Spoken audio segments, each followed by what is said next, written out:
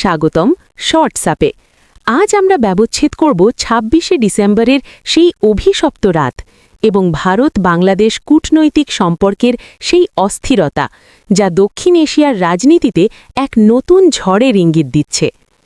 ২০২৫ সালের ২৬শে ডিসেম্বর শুক্রবার ফরিদপুর জিলা স্কুলের ১৮৫তম প্রতিষ্ঠাবার্ষিকী উপলক্ষে আয়োজন করা হয়েছিল এক জমকালো পুনর্মিলনী অনুষ্ঠানের প্রধান আকর্ষণ ছিলেন নগর বাউল জেমস।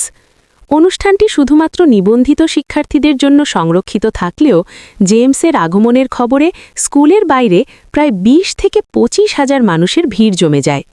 রাত ৯:৩০টার দিকে পরিস্থিতি নিয়ন্ত্রণের বাইরে চলে যায়। একদল বহিরাগত জোরপূর্বক ভেতরে ঢোকার চেষ্টা করে এবং ব্যর্থ হয়ে তারা মঞ্চ লক্ষ্য করে এলোপাথারি ইট পাটকেল ছুঁড়তে শুরু করে।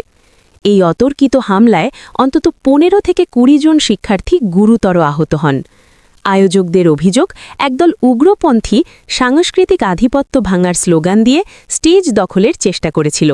শেষ পর্যন্ত জেলা প্রশাসনের নির্দেশে কনসার্টটি বাতিল করা হয় এবং জেমস অলৌকিকভাবে অক্ষত অবস্থায় স্থান ত্যাগ করেন।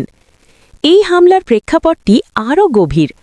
১৮ ডিসেম্বর ইনকালাব মঞ্চের মুখপত্র শরীফ ওসমান হাদির মৃত্যুর পর বাংলাদেশে তীব্র ভারত বিরোধী মনোভাব এবং অস্থিরতা ছড়িয়ে পড়ে। উগ্রবাদী গোষ্ঠীগুলো ছায়ানট এবং উদীচীর মতো সাংস্কৃতিক প্রতিষ্ঠানগুলোতেও হামলা চালিয়েছে। এই ঘটনার রেশ কেবল দেশের ভেতরেই সীমাবদ্ধ থাকেনি। ভারতের পররাষ্ট্র মন্ত্রণালয় বা এমইএ এই সহিংসতার তীব্র নিন্দা জানিয়েছে।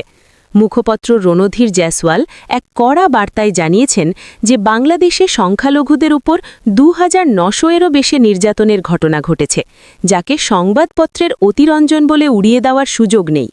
ভারত সরকার স্পষ্ট করেছে যে বাংলাদেশে ভারতীয় কূটনৈতিক মিশনের নিরাপত্তা এবং সংখ্যালঘুদের উপর হামলা দেশের সম্পর্কের ক্ষেত্রে একটা রেড লাইন তৈরি করছে। জেমসের কনসার্টে এই হামলা কোনো বিচ্ছিন্ন ঘটনা নয়, এটি বাংলাদেশে ক্রমবর্ধমান অসহিষ্ণুতা এবং ২০২৬ সালের নির্বাচনকে কেন্দ্র করে অস্থিরতার এক প্রতিচ্ছবি। যখন একজন মহাতারকার সুরকেও ইট পাথরের আঘাতে স্তব্ধ করে দেওয়া হয়, তখন সেই দেশের সাংস্কৃতিক স্বাধীনতা বড় ধরনের প্রশ্নের মুখে পড়ে। প্রশ্নটি এখন সাধারণ মানুষের। বাংলাদেশ কি তার সেকুলার ঐতিহ্য ধরে রাখতে পারবে, নাকি অন্ধকারের দিকে তলিয়ে যাবে? এই ঘটনা নিয়ে আপনার মতামত কি? কমেন্ট বক্সে জানান। ভিডিওটি ভালো লাগলে লাইক দিন এবং নিয়মিত তথ্যবহুল আপডেট পেতে সাবস্ক্রাইব করুন শর্টসআপ। দেখা হবে পরবর্তী ভিডিওতে। ধন্যবাদ।